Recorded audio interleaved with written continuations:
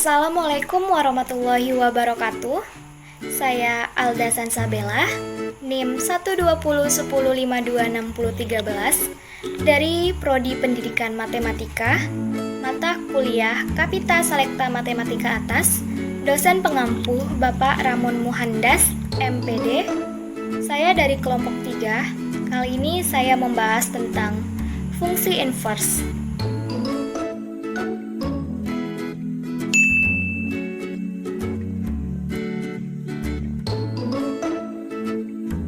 Nah, apa sih fungsi inverse?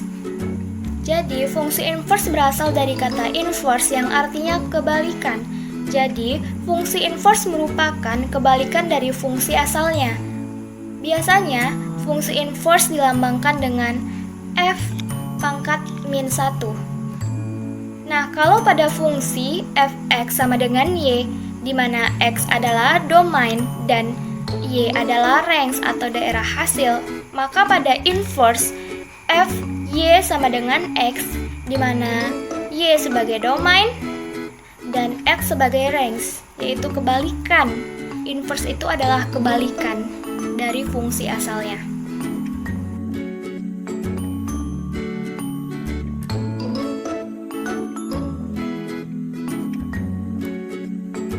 Adapun konsep dan sifat fungsi inverse, yang pertama, jika fungsi f memetakan himpunan A ke himpunan B, dinyatakan dengan pasangan terurut f, x, y, di mana x elemen himpunan A dan y elemen himpunan B.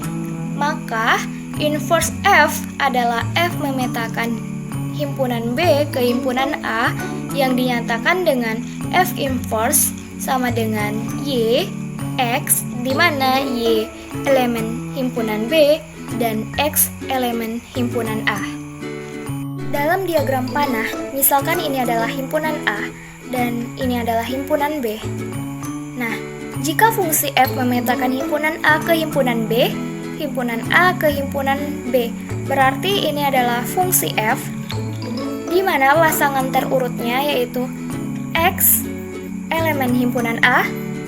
Nah, berarti di sini x dan y elemen himpunan B, berarti himpunan B itu adalah y. Nah, jadi x ini diproses ke rumus fungsi, maka akan menghasilkan y. Nah, maka invert f adalah f memetakan himpunan B ke himpunan A. Ingat pada definisi bahwa inverse fungsi adalah kebalikan dari fungsi asalnya, di mana di sini tetap y itu adalah elemen himpunan B dan x itu adalah elemen himpunan A. Nah, berarti himpunan B ini kan y. Berarti kalau y diproses ke rumus f inverse, maka akan menghasilkan x. Jika tadi sebelumnya saya mencontohkan dalam diagram panah, kali ini saya akan mencontohkan dalam diagram kartesius. Di sini saya sudah membuat diagram kartesius. Misalkan sebuah fungsi fx sama dengan 2x ditambah 1. Nah, di sini domain ya, di x ini misalnya 1, 2 dan seterusnya. Nah, domain ini kita proses ke rumus fx sama dengan 2x ditambah 1, maka kalau inputnya 1, 2 dikali 1 sama dengan 2 ditambah 1 sama dengan 3, berarti 1 ini berpasangan dengan 3. Dan jika inputnya 2 dikali 2 sama dengan 4 dan ditambah 1 sama dengan 5, maka 2 ini berpasangan dengan 5. Ingat ya, x ini adalah domain dan y ini adalah range. Nah, jika kita ingin 3 ini memetakan 1, 5 memetakan 2, maka kita akan menggunakan rumus f inverse dari fx sama dengan 2x tambah 1. Maka nanti akan menghasilkan f inverse x sama dengan sekian. Maka nanti dalam sebuah rumus itu kita akan menghasilkan 3 memetakan 1, 5 memetakan 2. Nah, sekarang konsep dan sifat fungsi inverse yang kedua. Inverse suatu fungsi hasilnya tidak selalu merupakan fungsi. Jika inverse suatu fungsi merupakan fungsi, maka inverse fungsi tersebut disebut fungsi inverse. Berdasarkan kalimat nomor 2 ini, berarti ada dua istilah. Yang pertama inverse fungsi dan yang kedua fungsi inverse. Nah, berarti fungsi inverse dan inverse fungsi ini berbeda. Jika inverse fungsi berarti prosesnya. Ada suatu rumus, kita inversekan, berarti itu inverse fungsi. Nah, inverse suatu fungsi hasilnya tidak selalu fungsi. Kenapa? Berarti tidak semua fungsi yang di-inverse menghasilkan fungsi inverse. Ketika suatu fungsi di-inversekan, dia merupakan fungsi, maka hasil fungsinya itu adalah fungsi inverse. Namun, apabila ada suatu fungsi kemudian di-inversekan, ternyata hasilnya bukan fungsi, maka bukan fungsi inverse. Jadi sudah jelas bahwa suatu fungsi ternyata jika di-inversekan hasilnya tidak selalu merupakan fungsi. Nah, perlu diingat, adapun fungsi f mempunyai fungsi inverse itu terjadi jika dan hanya jika f adalah fungsi bijektif atau korespondensi satu-satu. Nah, jika tadi ada suatu fungsi di-inversekan, hasilnya tidak selalu merupakan fungsi. Alasannya karena fungsi yang mempunyai fungsi inverse hanya fungsi yang bersifatnya bijektif. Nah, contohnya seperti apa? Sebelumnya kita sudah mengetahui ya, fungsi bijektif ini sifatnya injektif sekaligus surjektif. Maka yang termasuk dengan fungsi bijektif yang pertama itu fungsi identitas. Seperti yang kita lihat pada kurvanya, dia menghasilkannya satu-satu ya. Kayak X1 menghasilkan Y1, X2 menghasilkan Y2, maka nanti F inverse-nya dia akan satu-satu. Nah, kalau misalkan fungsi konstan, bisa kita lihat dari kurvanya. Di sini X-nya dan Y-nya. Di sini 1 menghasilkan 3, 2 menghasilkan 3. Maka kalau kita ingin mencari F inverse-nya, nanti dia akan 3 menghasilkan 1, 3 menghasilkan 2. Maka bisa kita lihat ya, fungsi konstan ini bukan termasuk fungsi bijektif.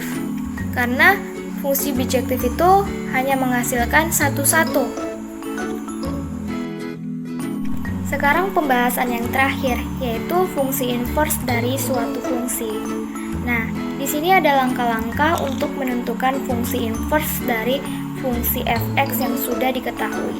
Nah, langkah pertama yaitu ubah persamaan y sama dengan f(x) dalam bentuk x sebagai fungsi y.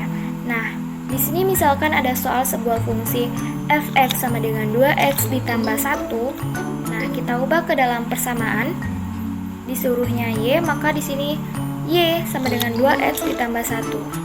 Nah, langkah keduanya, bentuk x sebagai fungsi y pada langkah 1 dinamai f inverse y. Nah, kita lanjutkan dulu penyelesaiannya. Di sini min 2x sama dengan min y ditambah 1, kita kalikan minus semua, maka 2x sama dengan y dikurang 1. Nah, x-nya sama dengan y dikurang 1/2. Nah, x ini dinamakan f inverse y berdasarkan langkah yang kedua. Nah, langkah ketiga, gantilah y pada fungsi f inverse y dengan x untuk mendapatkan f inverse x. Nah, f inverse x tersebut adalah rumus fungsi inverse dari suatu fungsi f(x). Nah, x ini kita ubah ke dalam rumus fungsi inverse. Berarti f inverse x-nya yang sebelumnya di sini adalah y, maka kita ubah ke rumus inverse. Berarti di sini adalah x dan hasilnya adalah f inverse x sama dengan x dikurang 1/2.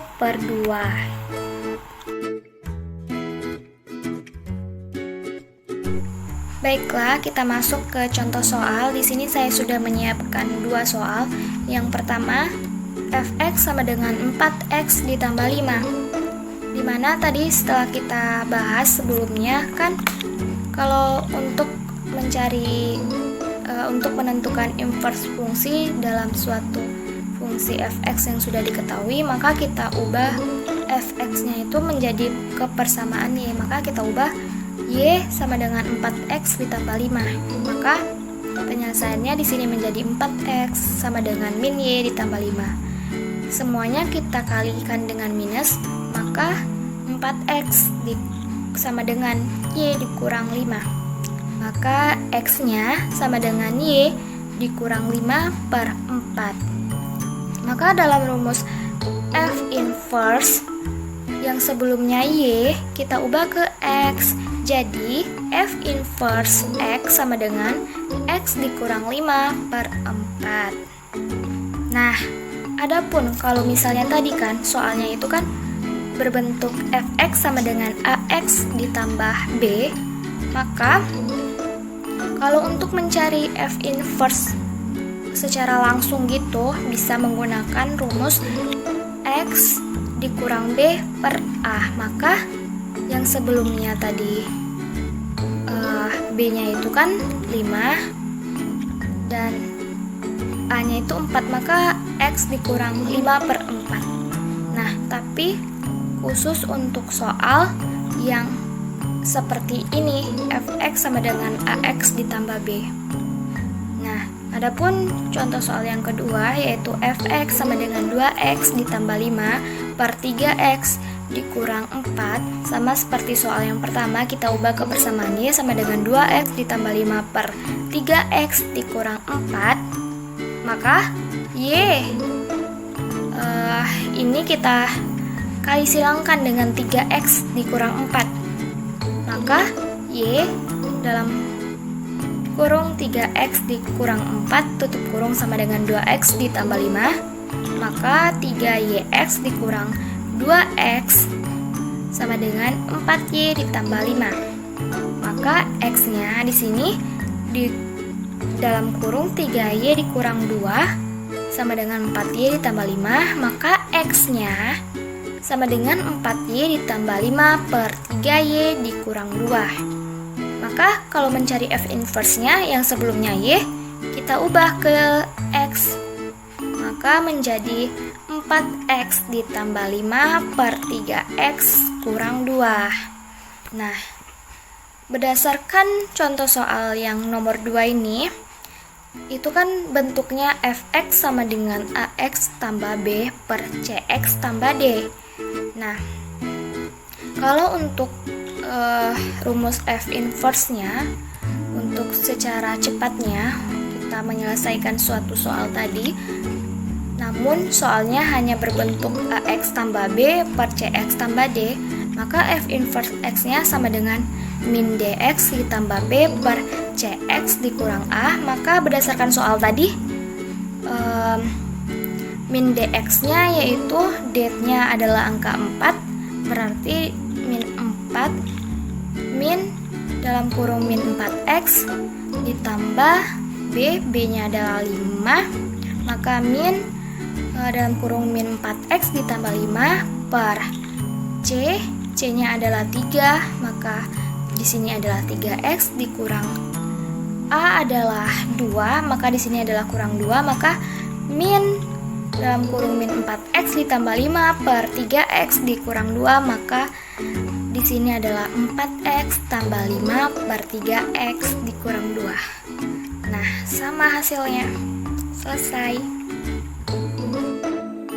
Baiklah, itu saja penjelasan tentang fungsi inverse dari saya. Wassalamualaikum warahmatullahi wabarakatuh.